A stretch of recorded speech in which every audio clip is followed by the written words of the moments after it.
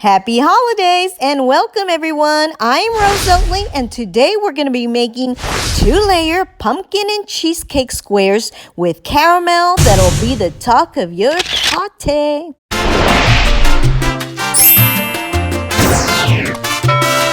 We're going to start by melting some butter. You'll need 1 stick or 8 tablespoons of unsalted butter. I'm going to put this in a small bowl, stick it in my microwave, and I'll meet you back in a bit. For my crust, I'm going to be using honey-made graham crackers, but you can use any graham crackers you like. I'll be using 2 whole packages for my crust. There's 8 crackers in each package. You want to use your Ninja or food processor to crush your crackers. Once they're finely crushed, you want to put them all in a bowl. Add 1/4 cup of brown sugar and the butter that we just melted, which again was 1 whole stick. We're just going to mix this to create our crust. Make sure all the crust is mixed in the butter, just like this. For this recipe, I'm going to be using a 9 by 13 inch pan, and I've sprayed it with this butter spray, but you can use any spray you have. And I also love using parchment paper because the squares come out so much easier. My paper here is quite long, so I'm going to go ahead and trim it here real quick. Alright, so now I'm just going to spray the top again, and the reason I sprayed the bottom is just so that the paper can stick a lot easier to the pan. Add all your crust to your pan. You want to spread and press your crust down, and I find that using your measuring cup just works out so much better when doing this. Once you've spread your crust, you want to go ahead and refrigerate so that your crust can start setting.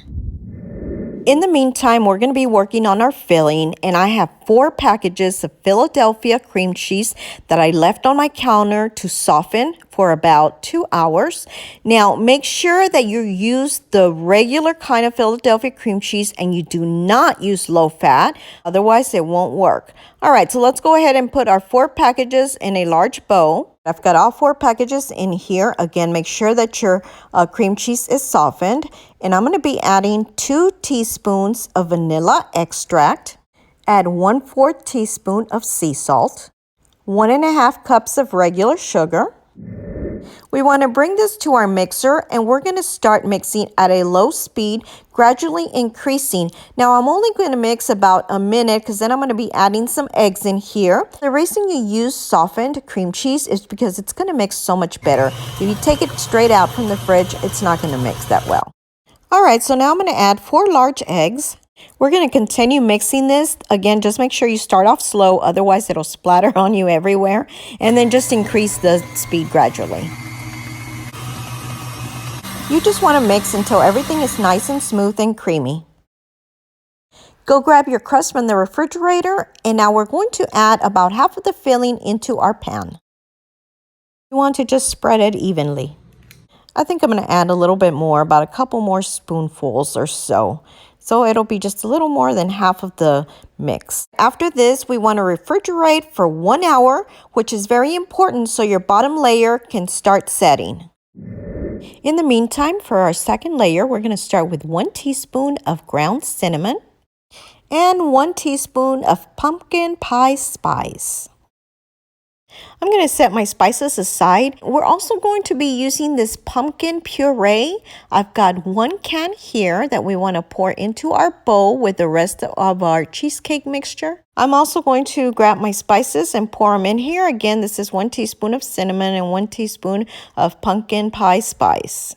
You want to mix and combine everything together. This is going to make our second layer. Now chill in the refrigerator until your first layer completes the 1 hour. All right, it's been 1 hour that my first layer has been sitting in the fridge, so now I'm ready to add my second layer, and you want to spread evenly. And one of the reasons why we let our first layer set in the refrigerator for an hour is so you don't wind up with a swirly mess when you're adding your second layer. You want this to look like 2 layers. Once you're done spreading, you're going to bake at 350 degrees for 25 minutes.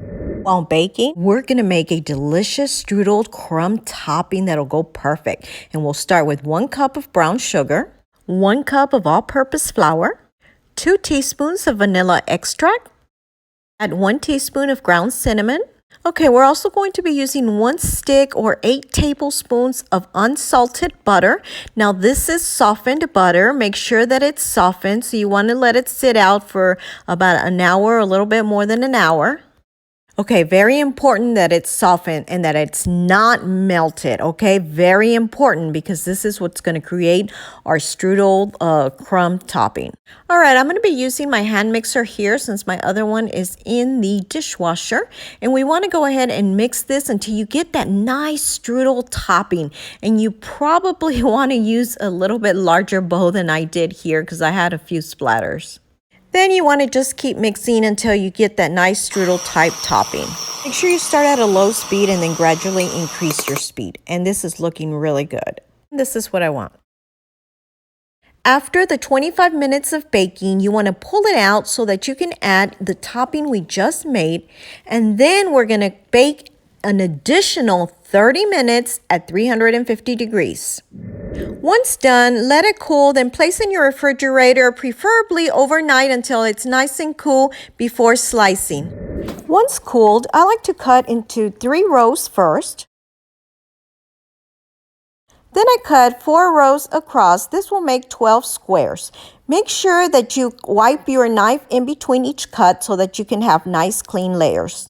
I'm going to go ahead and place a few squares on a platter, and then we're going to come in and drizzle some hot, nice caramel. Now you can make it homemade or store-bought, whatever works for you, and just drizzle some on top. Add some homemade or store-bought whipped cream on top, and you'll wind up with nothing but deliciousness. Look at that.